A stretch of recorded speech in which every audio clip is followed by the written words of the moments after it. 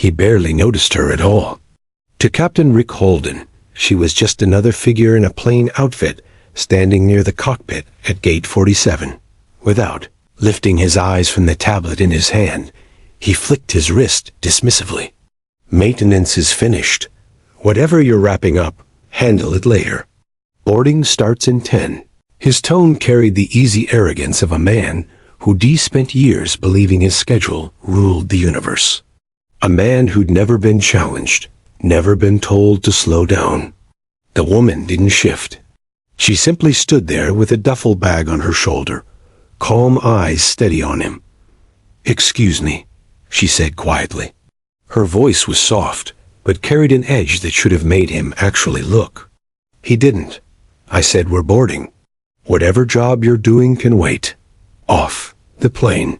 He returned to his checklist, wiping her from his mind before the words even settled in the air. What he didn't realize, what he couldn't have imagined, is that she wasn't a cleaning crew. She wasn't maintenance. She was Colonel Eva Raines, one of the most accomplished Navy SEAL officers in modern military history, returning home from a classified mission that had just saved over 200 civilians. Inside her bag wasn't just fabric and essentials.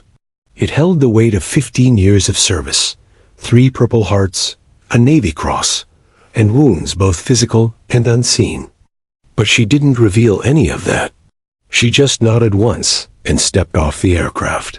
Because people like Eva didn't need to wear their identity on their sleeves. The truth always surfaced at the moment it mattered most. 20 minutes later, passengers filled the plane. Captain Holden settled comfortably into his seat, adjusting his headset with the confidence of someone who'd flown this route so often he could do it blindfolded. His co-pilot Stevens glanced over. "Captain, did you see who you just told to leave?" Holden shrugged. "Some cleaner, right?" "Why?"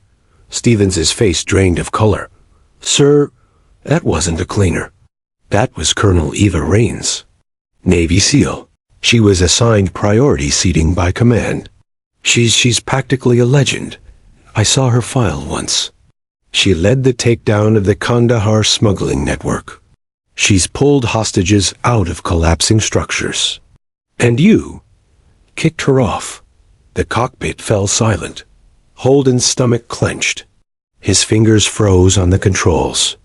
His entire career spent safely behind instruments and autopilot systems, and he just dismissed a woman who had risked everything for her country. Outside, Eva leaned against the gate wall, phone to her ear. She wasn't upset. Anger was a luxury she'd let go of long ago. She was simply exhausted, tired of being overlooked, tired of being treated like she blended into the background unless she wore medals on her chest. A gate agent approached her cautiously. "Ma'am, there was a mistake. We'd like to reboard you. First class. Completely complimentary." "We're so sorry." Eva gave a slow nod, then shook her head. "It's all right. I'll take the next flight." The agent blinked. "But the captain, he wants to apologize." "I'm sure he does," Eva replied softly. "But I don't need an apology. I need people to be better." She walked away, her boots tapping against the polished floors, but the story didn't end there. 24 hours later, a video recorded by a passenger had gone viral. "Pilot insults war hero," trending everywhere. The airline scrambled to recover, and Captain Holden sat at the center of the storm, stiffly inside a conference room at the airline's headquarters. The board listed the consequences: unpaid suspension, mandatory training, and a formal written apology. But none of that hit as hard as the shame knowing he'd stared at a hero and seen absolutely nothing. 3 weeks later, Eva sat inside a small cafe near the base. The bell over the door rang. She looked up and recognized him instantly. Captain Holden approached slowly, his shoulders lowered, humility replacing all the swagger he once carried. "Colonel Raines," he said quietly, "I know you don't owe me a second of your time, but I needed to say this face to face. I'm sorry. Not because it cost me my job, not because of the backlash, But because I was wrong, I judged you without looking at you. I didn't see your life, your sacrifices. I only saw what I assumed. And that's on me. Eva studied him for a long moment, then motioned for him to sit. She didn't rush to speak. She simply observed him, the way she'd been trained to read people in the field.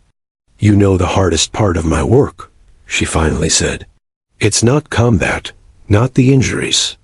It's coming home and realizing the place I protect still doesn't see me. Not unless I'm in uniform. Not unless I look like what they expect. That's the part I can't fix. Holden swallowed hard. I don't know how to make this right. You can't, Eva answered softly. But you can do better next time. You can actually see people. All people. She stood, placed a few bills on the table, and stepped out into the sunlight without looking back. Heroes didn't need validation. They just carried on quietly, steadily, bearing the weight others never noticed. And somewhere across the country, Captain Rick Holden started another pre-flight routine, this time with humility in his chest and genuine respect guiding his hands. Because he finally understood that the ones the world overlooks are often the same ones who they already saved it. Thank you for watching.